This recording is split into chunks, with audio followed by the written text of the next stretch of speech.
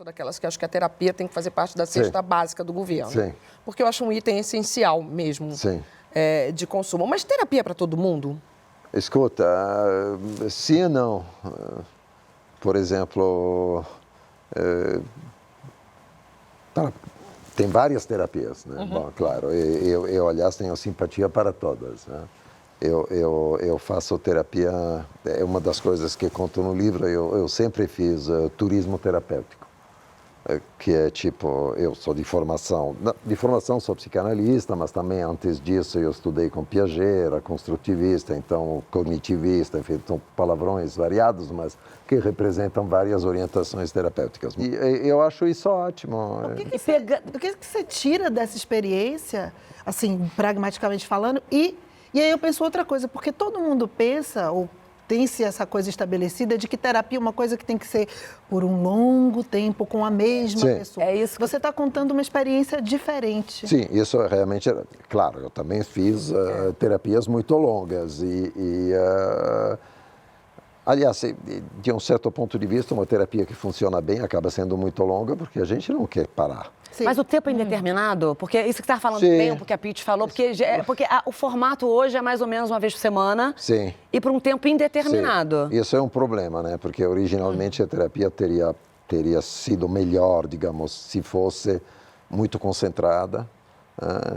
Nos anos 30, se você ia fazer uma psicanálise com Freud em Viena, por exemplo, a ideia era: você vem para cá, se instala aqui, deixa de trabalhar, você fica aqui 6 meses, vem 6 vezes por semana, e mesmo assim na segunda vai ser difícil recomeçar, porque teve esse intervalo do domingo muito chato, e você não toma nenhuma decisão relevante da sua vida até o fim dessa história. Uma internação. Isso hoje é impossível. Mas pegando esse gancho dessa pessoa que antes parava a vida para poder tratar. Claro. Ou seja, quando a gente procura uma terapia, a gente procura por um problema específico. Sim. Por uma questão específica. Sim. Então a pessoa vai atrás de cura? Existe essa cura? Escuta, o que acontece é o seguinte, que a psicoterapia funciona de uma maneira muito difícil da medicina, né? Porque se você vem me ver porque está com pneumonia, tudo bem. O que você quer, fundamentalmente, é que eu tire a pneumonia e você fique como era antes. No campo psíquico não é assim. Você vai sair diferente de como entrou. Mas não vou poder retirar o negócio para... Não.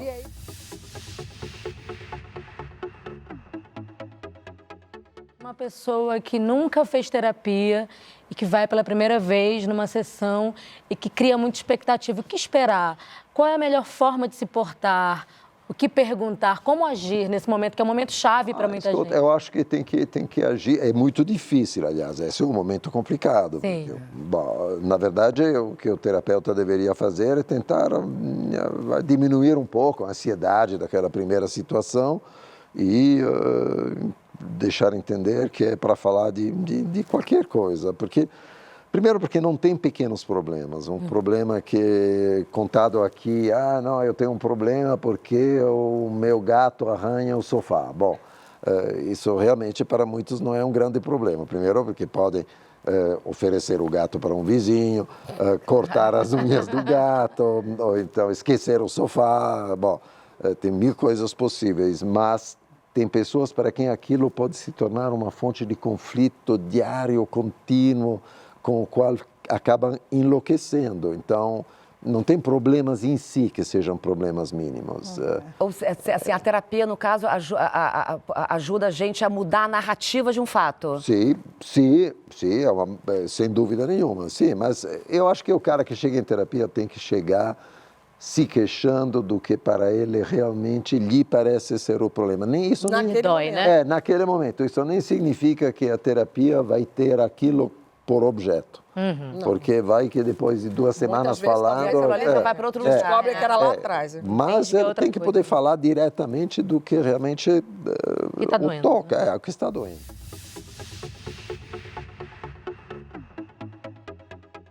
A gente fala muito disso, né, de como a gente pensa que pode ser cuidar da saúde mental e, enfim, falar sobre as coisas. Me parece uma coisa interessante para todos nós como ser humano, mas muita gente não tem acesso a isso financeiramente, né? Tem alguns programas, se eu não me engano, você tem vários.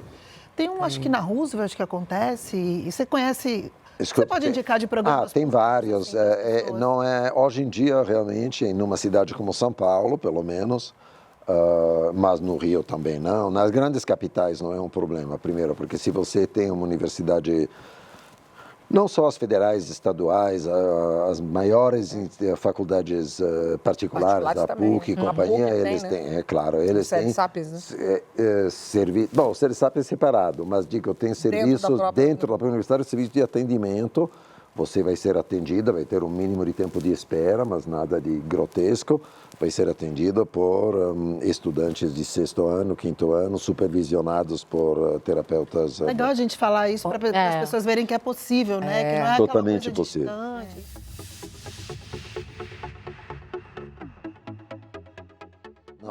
Mas é um certo ame ou deixe-o também. Porque se não rolou a empatia, a gente, quando estava aqui um pouco antes, na live do Instagram, uma menina, eu fiz terapia e não gostei, ficou o que ela escreveu, não gostei da terapia. Não é da terapia, talvez, pode ter sido... Daquela profissional experiência. Encaixar. Eu tive uma experiência que foi ruim também. Sim, porque ali é um momento de... Você está entregue ali, né? Você entrega o seu maior bem, a sua cabeça. É legal isso para esse livro, eu acho que desmistifica um pouco essa coisa mágica. O psicanalista não é um mágico. Não. E aí? Não, mas digo, escuta, é uma relação, né, que se estabelece entre terapeuta e psicanalizado, ou enfim, ou paciente. Então, é uma relação que se torna extremamente importante, mas para ambos, afinal de contas, porque você entende, se você escuta, mesmo que seja uma vez por semana, durante anos, a história de você se envolve com aquilo passa a fazer parte de você, é um pouco, não é muito diferente do que para um ator ou uma atriz, um personagem que você vive, sobretudo no teatro, você volta a viver cada noite, e cada noite é diferente, mas é aquela passa a fazer parte de você.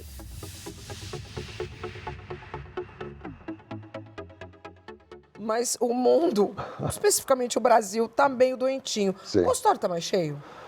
Escuta, mais cheio não, mais deprimido sim. É mesmo?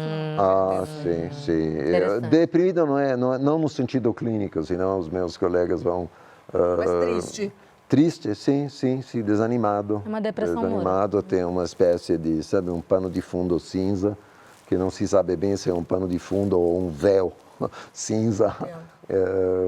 Isso sim, tem uma sensação de desânimo muito grande. Sim. Isso, de certa forma, é contagioso, não é? Porque se a gente está do lado de uma pessoa, seja, no caso, a gente falou semana passada, não foi, sobre depressão?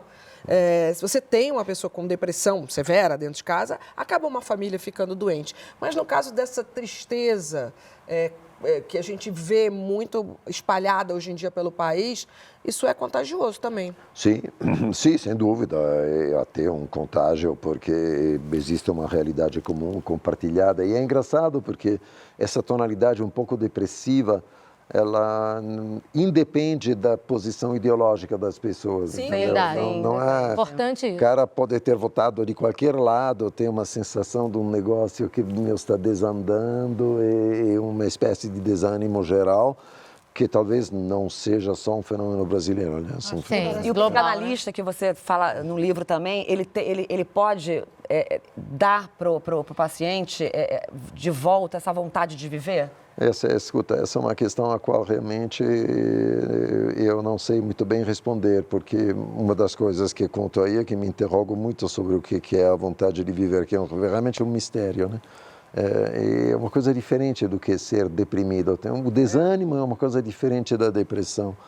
Então, e de onde vem aquilo? O que faz que alguém que pode estar nas piores situações de vida possíveis pula da cama de manhã, ou mesmo sem pular, mas vai à luta. Vai com disposição, né? E um outro não, é difícil. Bom, a psicoterapia psicodinâmica tem uma série de explicações possíveis do tipo, sabe, será, é muito importante ter se sentido acolhido no mundo quando a gente chegou. Mas aí eu tenho um monte de contra-exemplo que sei lá, o cara vai te contar, minha mãe tentou abortar de mim 6 vezes seguidas, mas não conseguiu, mas eu estou ótimo. Então, não, digo com um exemplo Sim, paradoxal, claro. digo, não é muito tem difícil. menos Não, radicais, e o outro talvez, vai, assim. soube que a mãe, o pai não queria E Não, mesmo eu- assim, os menos certo. radicais, o que me faz diferente de minha mãe separou do meu pai, eu tinha 6 meses. Eu conheço tanta gente que é assim. E tem gente que arrasta essa corrente do Sim. abandono paterno por uma vida. Sem e eu, dúvida. É você. resolvi. Tá aqui. Claro. Tô aqui, nunca quis namorar Claro, gente mas mais em velha geral, que eu, claro. enfim, nunca arrastei essa corrente na vida. Mas, em geral, os fatos da vida é assim que funcionam, né? Eles sempre dependem do tipo de história na qual você consegue enredá-los, sabe? Como é que você conta a sua história. Por isso que numa psicanálise podem mudar muitas coisas, porque tem alguém que pode ter uma história que parece feita de eventos terríveis, horrorosos, ameaçadores e companhia, e que, afinal, consegue contar isso com uma história super interessante, divertida, e que fez dele quem ele é, companhia. E tem outros para quem eventos que pareceriam quase irrelevantes funcionaram como realmente uma verdadeira martelada.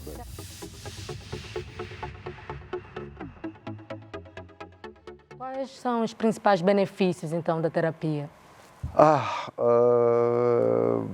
Para os pacientes. para os pacientes? São os dois pontos de vista para você, né? Do Terapeuta. terapeuta e do arruma de paciente, livro, que foi uma né? das coisas que eu achei mais interessante. do Escuta, livro. não, estou brincando, claro. Eu acho que um benefício garantido é que alguns acharão isso eventualmente pouco, mas eu acho muito é que torna a vida mais rica. Ah, sem dúvida. Mais Gostamos rica de porque riqueza na vida, meu amor. mais complexa, porque a gente enxerga Mais uma... inteligente. É, mais inteligente, então mais animada, então mais interessante. Mais profunda, É porque mais você vai de sem ser tão conta, dolorida. você começa já vai de conta seus desejos, né? Você começa a descobrir seus desejos e isso... Você começa a descobrir interpretações Fora o diferentes. autoconhecimento também. Um olhar, um outro olhar. E os riscos? Os riscos, escuta, são... Odiar sua mãe, odiar seu pai durante um tempo. Os riscos maiores é porque eu não sei se é a palavra risco a palavra certa, mas enfim, a um dado momento você descobre desejos em você que talvez você não estivesse a fim de descobrir. O que não significa que você é obrigado a praticá-los, mas eu acho que descobri-los é mais interessante do que mantê-los escondidos. Claro. Então, certamente você tem coisas que você pode ou podia não estar a fim de saber, sem dúvida nenhuma. Essa conversa não terminou. Comentando aqui embaixo, você entra no papo também e curtindo e compartilhando, você chama mais gente para essa nossa conversa. Semana que vem, você que é inscrito no canal já sabe, ele avisa quando um vídeo novo estiver no ar. Você quer também? Então se inscreve aqui, ative a notificação que a gente avisa para você.